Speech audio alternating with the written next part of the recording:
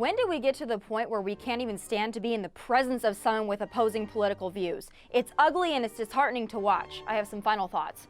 Whether it's Press Secretary Sarah Huckabee Sanders getting kicked out of a restaurant, Secretary of Transportation Elaine Chao being shouted down by students, protesters harassing DHS Secretary Kirstjen Nielsen at a Mexican restaurant, or having water thrown at me while I brunch with my parents. One thing is for sure, the so-called loving and tolerant left seems to be anything but, and it's getting worse. And where are the feminists in all of this? Conservative women are attacked verbally, even physically, and the female empowerment squad is nowhere to be. Angus, why does Dollarama Barbie think that leftists are loving and tolerant? Like, left of whomst, Tamala? Your soggy ass? You might find a centristy liberal who thinks blanket tolerance is a virtue, but someone on the left? Unlikely. Leftists are probably some of the least tolerant people I know. I got called homophobic once for saying I actually liked queer as folk when I was a teenager. It seems like often when the right-wing media uses this phrase, it's in response to a perfectly peaceful protest or demonstration. A group of students protesting a literal Nazi being given a podium at the school they're each paying tens of thousands of dollars to each year. Maybe you were told you need to tolerate your uncle's racist rants because you're family. That being prejudiced against racists is the same thing as being prejudiced against black people. That being a misogynist and a feminist is the same thing. You? Obviously, I don't actually care what Fox News Barbara over here thinks about the left. I'm curious, though. Like, I want to know. Who on the left has ever claimed that the left is founded in pure tolerance and love? I'm on that terrible Bird app, and I follow a lot of people on the left, far or otherwise, and I've been scrolling through my timeline, and I haven't seen any tolerance is praxis tweets. Like, I mean, we obviously do practice tolerance in some regards. Like, we do the literal bare minimum. Accept people for things they intrinsically are. And even if it isn't an intrinsic trait, most people on the left make an attempt to accept your choices regarding your own body and your rights. That acceptance doesn't extend to people who aim to interfere with other people's rights, though. Being a misogynist or a white supremacist is not an immutable trait you possess. It's who you've chosen to be. Some choices have consequences when you live in a society. The tolerance of the left is not a blanket tolerance, because in order to achieve our goals, which is the advancement of society and a better quality of life for everybody, hatred and disdain for people due to things beyond their control can't be a part of that society. When they say we're intolerant, they mean we do not practice unconditional tolerance, no matter what people say or do to us. That we do not willingly accept that they have the right to launch attacks on our rights to the same freedoms they have. Tolerance to them is us laying down and gratefully taking it, without response, critique, or defending ourselves. Dear conservatives, you legislating our bodies and our ability to pursue our happiness is not an opinion. It's an attack. And it's one we have the right and responsibility to defend ourselves from. Honestly, I've looked and I legit cannot find any examples of leftists using the tolerant left anyway, but ironically. So where did this phrase even come from? Let's Google it now. Whoop.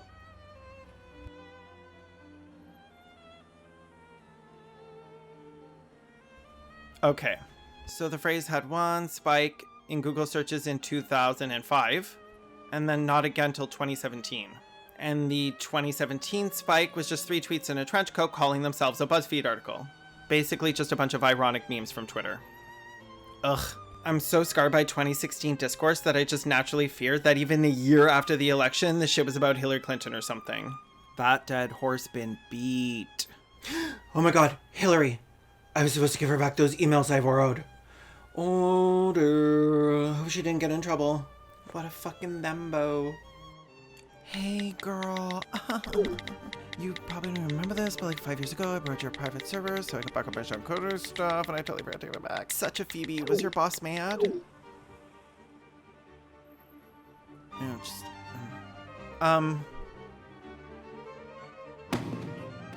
I guess the phrase the tolerant left is pretty newly widespread, but the actual concept of the tolerant being hypocrites definitely isn't. There's a paradox commonly cited among internet intellectuals that was discussed and popularized by Karl Popper. Not to be confused with poppers, which the bottoms will know definitely does increase your tolerance. The paradox of tolerance is basically this. If a society is tolerant without limit, its ability to be tolerant is eventually seized or destroyed by the intolerant. Ms. Popper described it as the seemingly paradoxical idea that, in order to maintain a tolerant society, the society must be intolerant of intolerance. What he's saying is that if society is willing to tolerate any amount of hatred, fascism, and bigotry, eventually the society itself becomes an intolerant one.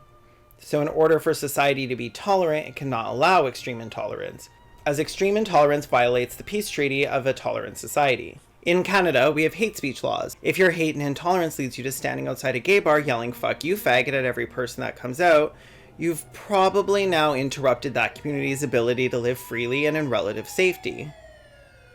And as such, that behavior is not tolerated. Carl said that unlimited tolerance must lead to the disappearance of tolerance. If we extend unlimited tolerance even to those who are intolerant, if we are not prepared to defend a tolerant society against the onslaught of the intolerant, then the tolerant will be destroyed and tolerance with them.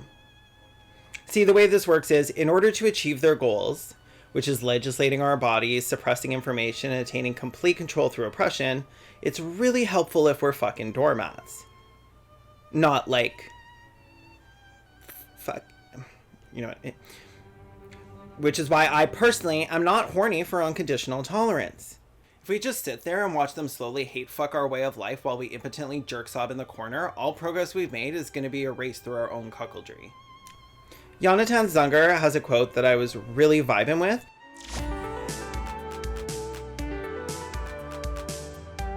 Tolerance is not a moral absolute, it is a peace treaty. Tolerance is a social norm because it allows different people to live side by side without being at each other's throats. It means that we accept that people may be different from us in their customs, in their behavior, in their dress, in their sex lives, and that if this doesn't directly affect our lives, it's none of our business. But the model of a peace treaty differs from the model of a moral precept in one simple way. The protection of a peace treaty only extends to those willing to abide by its terms. It's an agreement to live in peace, not an agreement to be peaceful no matter the conduct of others. A peace treaty is not a suicide pact. One of the arguments against the left's tolerance is that we are anti-free speech and therefore hypocrites, and the proof is the censorship of right-wing ideas by social media companies. There's an old saying, your right to swing your fist ends where my nose begins. Your right to your intolerance ends where it begins to interfere with my right to live my life in relative safety and peace. I actually don't know any people who would say someone shouldn't be allowed to tweet something offensive. Most of the time you'll just get dunked on, which is fair. Marketplace of ideas. You have every right to say, I hope my kid isn't gay because I wouldn't love him as much. But you're probably going to get ratioed raw on Twitter. Hell, I wouldn't even love my cat if he were to come out as gay. Because get your own thing, this is my shtick. Only one of us can make their sexuality their entire personality. Carly Pups agreed with this. Not the gay cat thing, but he said, in this formulation, I do not imply, for instance, that we should always suppress the utterance of intolerant philosophies. As long as we can counter them by rational argument and keep them in check by public opinion, suppression would certainly be most unwise. Basically, it's fine as long as it's an actual opinion, something that can be rationally debated. Jews are trying to exterminate the white race isn't an opinion, it's a dangerous lie.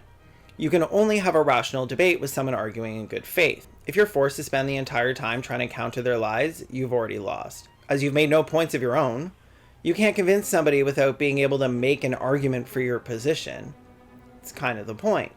And when you're trying to debunk and fact check something on the spot, you look unprepared, uneducated, and people are likely to take whatever argument you do manage to eke out with a couple 100,000 grains of salt. It's very salty. Let's get hypothetical.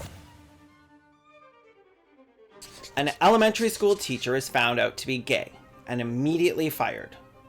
Unfortunately, common enough. Parents and students bring the matter to the school board and they agree to hold a public forum. Several groups of people will attend. Students who wish to speak honestly and be heard. Then there will be parents and faculty who wish to speak honestly and be heard. This group will feel either positively or negatively about the issue, as the parents who don't care are at home cringing at their kids recording TikToks. The third main group will be people who wish to speak dishonestly and be heard. This could be students, parents, angry pitchfork-wielding villagers, co-workers. Some arguments against his firing may be that students felt he was a great teacher. Parents may say that they noticed their child much more engaged in learning since taking his class. Some arguments in support of his firing may be that after finding out he was gay, students who had issue with that now felt uncomfortable around him or simply saw him differently. Some parents may say that due to their religion, they felt that their children should be educated by someone who they believed to share their specific beliefs and lifestyle. In my opinion, although I don't think all of those concerns are valid, I think they have every right to be shared. Some of them are obviously based on a preconceived bias against gay men, but they do not violate the peace treaty. They speak for themselves, and they're speaking honestly. They're not making any claims about him. Their claims are about themselves and the way they feel. But some arguments will be based in complete falsehoods, and may be an effort to cause harm, and convince others to aid you in your efforts. What about this? A faculty member who is a co-worker of the gay teacher wants to stand up and say that this man is a confirmed pedophile rapist trying to sex change your children, when he's definitely not any of those things. Should that be met with no resistance? Should it be the responsibility of everyone in that forum to disprove the lies of this one person? Or should anyone intentionally slandering someone be removed from a tolerant and peaceful proceeding? In a lot of places, you could be sued and found liable for that kind of intolerant slander. But in a lot of those same places, that same slander, when said about an entire group of people, isn't actionable. Shit out of luck, sport! Why is the slander of one person not admissible in society without repercussions, but the slander of every single person in that subgroup is? In a case such as that, Popper says that we should claim the right to suppress them if necessary, even by force. And I'm paraphrasing, but in a situation where they refuse to engage in rational argument and convince their followers to do the same by claiming every counter-argument to theirs is lies or fake news, that would be a situation we need to worry about. This has obviously become an increasingly common tactic on the right. It's evident in everyone's favorite president's favorite phrase.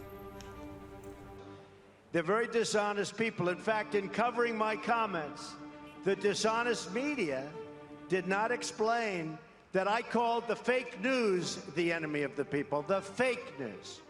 They dropped off the word fake.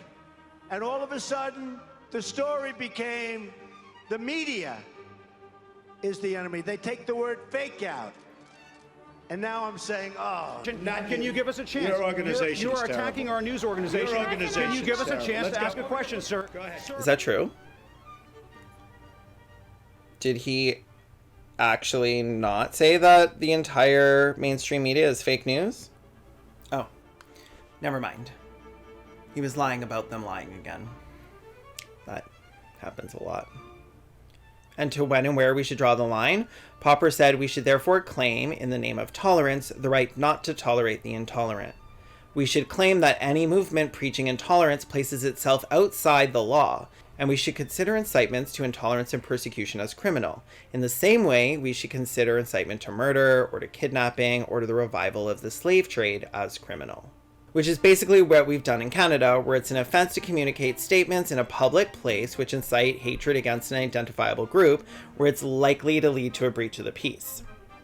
Michelle Rosenfeld, in the Harvard Law Review in 1987, stated, "It seems contradictory to extend freedom of speech to extremists who, if successful, ruthlessly suppress the speech of those with whom they disagree."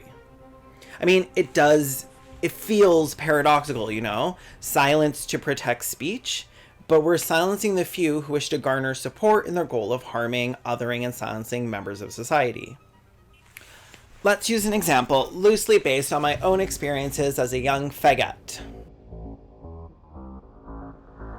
Let's say I'm at a party. Everybody's having fun. The on-again, off-again lesbian couple are on again, and they brought their white friend Molly. I'm looking fucking fantastic, and I'm living for the vibe. It's a good night. I see a guy across the room. He sees me too. He nods. I nod back. I walk over. "Hey," I say, "my name's Kalen Conrad." Because it is. Hey, Kalen Conrad. He says, I'm Brian. "Hi, Ryan. It's been a good night. Want to make it a great one?" He leans in. We kiss. It's low voltage. Suddenly, a man screams from across the room. Those two men are kissing. He yells. I hold up my hand. I'm not a man, I say, because I'm not. Hey, they shouldn't be allowed to do that here. That's disgusting. The crowd looks uncomfortable. Everyone here is gay. A wild lesbian approaches. Get the fuck out, Straggit, she says. Nobody gasps.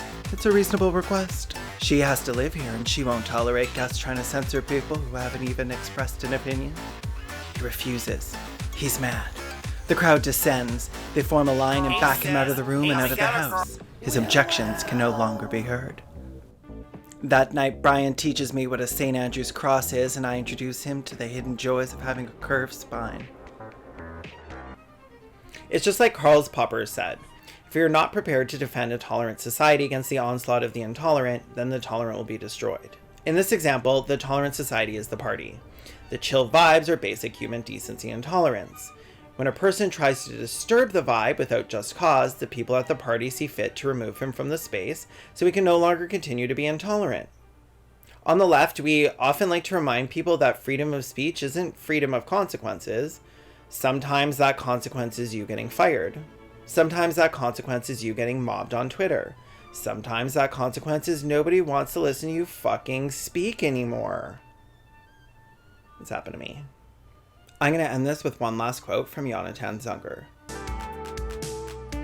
What this teaches us is that tolerance, viewed as a moral absolute, amounts to renouncing the right to self-protection. But viewed as a peace treaty, it can be the basis of a stable society. Its protections extend only to those who would uphold it in turn. To withdraw those protections from those who would destroy it does not violate its moral principles. It is fundamental to them. Because without this enforcement, the treaty would collapse. It is appropriate, even ethical, to answer force with proportional force, when that force is required to restore a just peace. We seek peace because on the whole it is far better than war, but as history has taught us, not every peace is better than the war it prevents. Anyways, thanks for coming to my Tim Tale. If you didn't hate what I came up with, maybe give me a little like, a little subscribe, hit that little ding dong notification so that when I post a video, it'll give you a ding dong. I also have a Patreon if that's your deal. If not, also chill. You want to say bye, Ango? Cute. Ugh, this hat is so itchy. No.